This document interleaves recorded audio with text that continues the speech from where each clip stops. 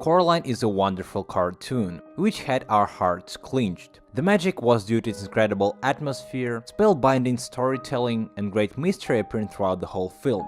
And I suppose that Coraline used to scare a lot of you guys when you were little. Creators were really into the project, so they put a lot of effort into it.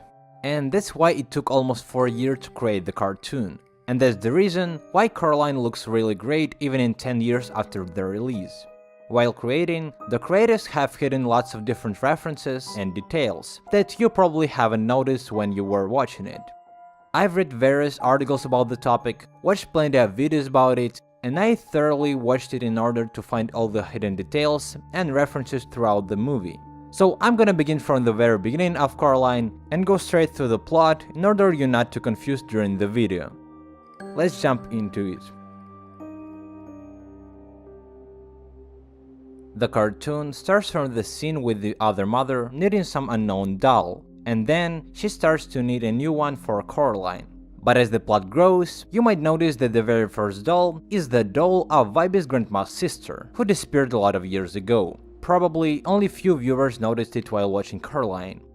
After the creation of the Coraline doll, we're able to see the Pink Palace for the first time. There we see a flag nearby Babinski's apartments, but if you try to look at it more thoroughly, you'll notice the Russian national coat of arms, so that means that Babinski himself is Russian.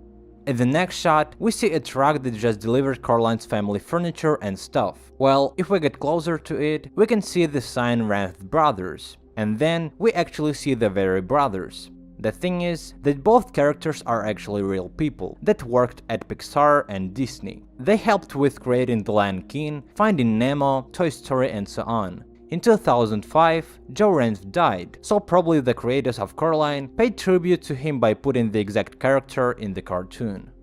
Well, actually there are a lot of references and hidden details at the beginning of the movie. When the partners finished their work, Joe demanded tips, but he just got $1. But instead of Josh Washington, there is a picture of the director of Coraline, more precisely, a picture of Henry Selick. And why not? I think almost no one of you guys noticed it when you were watching Coraline. When the partners approach the Pink Palace, there is a sign Stop Mo on their truck. Stop Mo obviously means stop motion. That is how Coraline has been created. Well, I suppose most of you do know how the process of creating stop motion movies happens, but still, I'm gonna explain it to those of you who've got no clue about it. Well, imagine you have a doll, then you take a picture of it. Thereafter, you just move it a little bit and then take a picture again, and you keep doing it till the whole scene hasn't been made. That's exactly how Coraline has been created. Afterward, we see Coraline for the first time. She comes out of the house, and in this shot, there are features of the other mother's face. That is really spooky, as I didn't notice it after watching Coraline so many times. By the way, this may be proof that the other mother lived here a lot of years ago.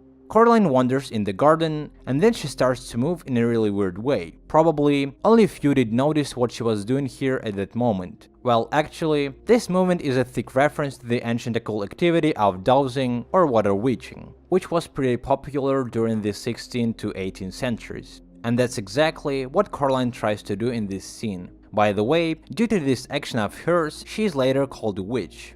Also, did you guys like those great soundtracks during the whole cartoon? They are truly wonderful and breathtaking. When I watched Coraline before, I did think it's sung in French, but the truth is that they're completely gibberish. The thing is that the composer of the movie is a French guy, so that may be a reason why it seems so familiar to the French language.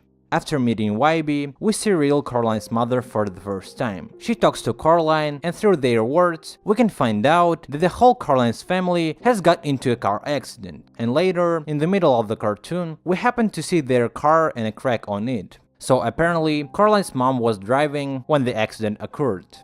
Thereafter, Coraline strolls around the house, and then she wanders in the drawing room, where we see a wall with a picture of a little boy. The thing is that the real world in the cartoon is shot from the perspective of Coraline. That's why it seems so dull, spooky, and unattractive, while the other world is colorful and interesting. It manifests itself not only in abundance of colors, but also in tiny details that are unlikely to be found if you don't look exactly for them. For instance, the very picture of a little boy that I just mentioned is different in the other world. here's the exact same boy, but he hasn't dropped his ice cream and he looks pretty satisfied in compared to the picture of him in the real world. Also, this shot has another reference besides the picture. If we get a closer look at the wallpapers, we'll see bugs on it. The thing is that bugs aren't the only food of the building, so that makes perfect sense that the other mother really lived here a lot of years ago. But thereafter, something horrible happened.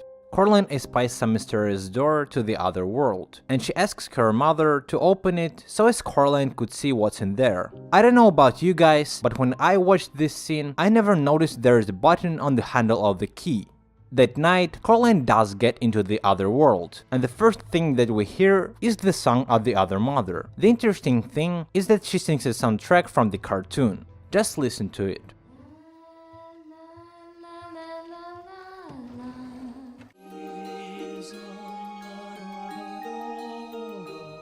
After that, Coraline meets her other father, and he starts singing another song for her. But Coraline didn't manage to get the meaning of this song, neither did we. Just listen to it more carefully. Our eyes will be on Coraline. The latter lines literally tell us, our eyes will be on Coraline. So if Coraline had been more careful, she would have known about the actual intention of the other mother, and she would have got out of there way earlier than she actually did.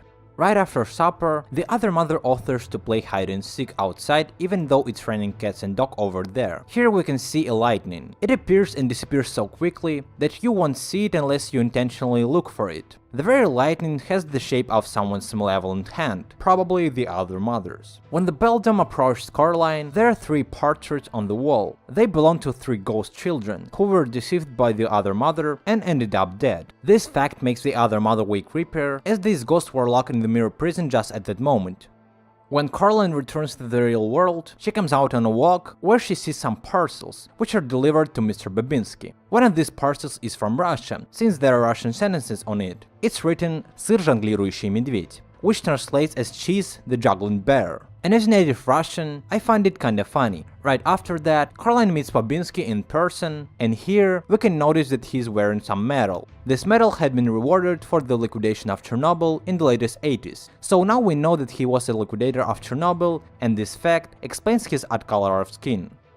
Thereafter, Coraline brings some hat. Probably few of you knew where this hat comes from. The thing is that the hat is a Japanese school hat. Some of you saw it on Jotaro Kujo from JoJo Bizarre Adventure. Also, the director of Coraline, Henry Selick, says that his son used to wear such a hat, so he decided to make a reference to it. When Coraline realizes that she needs to get out of the other world, she sees the actual beldam. Then, the beldam throws her into the mirror, saying that she should reflect on her behavior. So, she throws Coraline into Coraline's reflection in order to reflect on her behavior. Pretty weird wordplay, isn't it? Afterward, ghost children visit Coraline at night. In the background of this dream, we see Van Gogh's painting The Starry Night, which symbolizes a lot of things actually, but I'm gonna tell about it in one of my next videos, so make sure you've clicked on subscribe button and the notification bell so that you don't miss that video.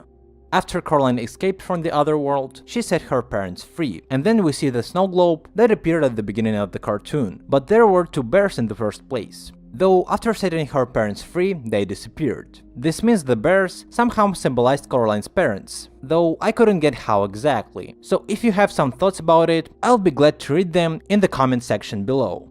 Well, that's it. Those were all the hidden details that I've managed to find throughout the whole cartoon. If you know something else that I didn't mention in this video, feel free to text in the comments so as everyone could see it. And once again, if you like the video, then please do hit the like and subscribe button and switch on notifications of my channel. You might have noticed that English is not my native language, so please go easy on me. And thanks for watching it. Hope I'll see you in my next videos. Goodbye.